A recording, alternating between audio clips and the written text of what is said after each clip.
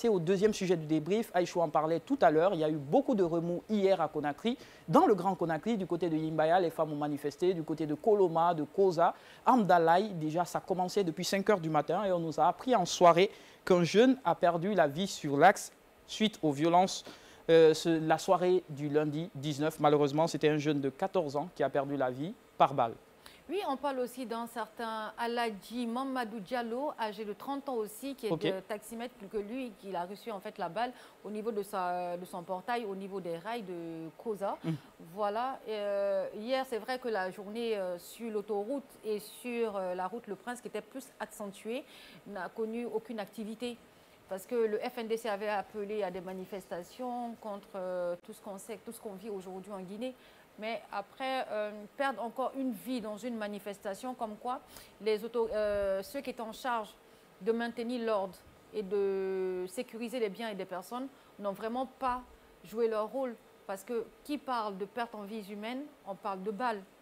Quelqu'un qui a reçu une balle devant son portail, il avait 30 ans.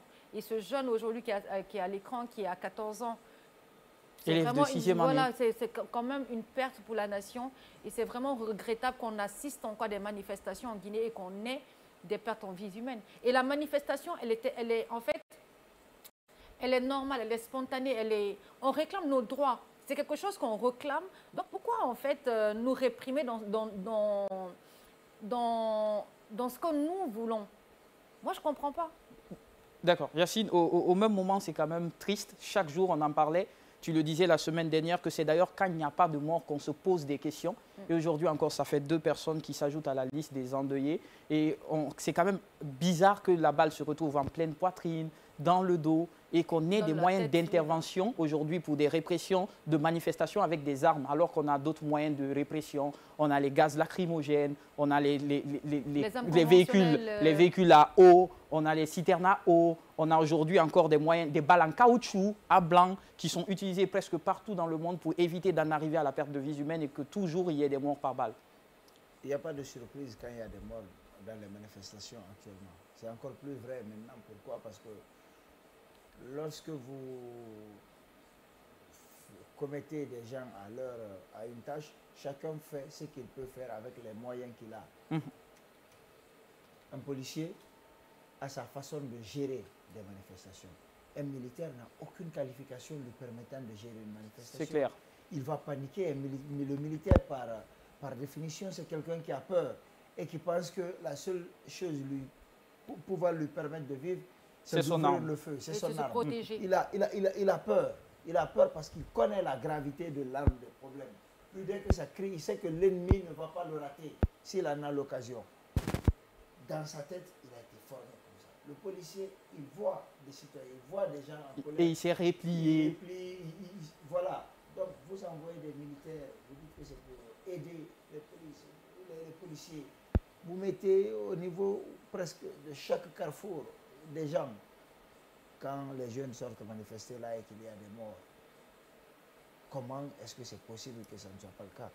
Je vous montre la différence. Sur cet axe-là, il y a l'armée qui est venue aider. En ville, la fois dernière. Et il y a eu des manifestations, mais monstres. Mais il n'y avait que la police. Est-ce que tu as entendu parler de morts? Pas du tout. C'est ça. Et la grosse question d'ailleurs qu'on se pose... Après, je ne suis pas en train de dire que c'est l'armée qui tue. Mais souvent, on nous dit que des manifestants sortent armés. Depuis qu'on a commencé à avoir des manifestants morts, sur combien de manifestants on a retrouvé des armes? Et d'ailleurs, Yacine, ce qui est encore plus préoccupant, je pense qu'aujourd'hui, il n'y a eu aucune enquête qui a conduit réellement à un exemple de condamnation pour balle. Je pense qu'aujourd'hui... Si, il y a lorsque le CNRD est arrivé, la première manifestation pour l'électricité à Amdalaï, on avait arrêté monsieur, je pense qu'il a été condamné à 10 ans de prison. Oui, mais après, moi j'ai vu tout récemment aussi, on en parlait sur ce plateau, celui qui a tiré, qui avait été identifié sur la vidéo. Oui, identifié sur la vidéo. On l'a relâché. On l'a relâché, justement.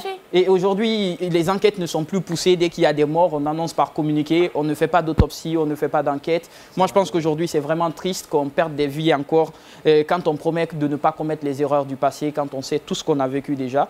Je pense que c'est dommage au gouvernement qui va venir après de prendre les choses en main et au général Mamadi Doumbouya de se remettre en cause depuis le 5 septembre.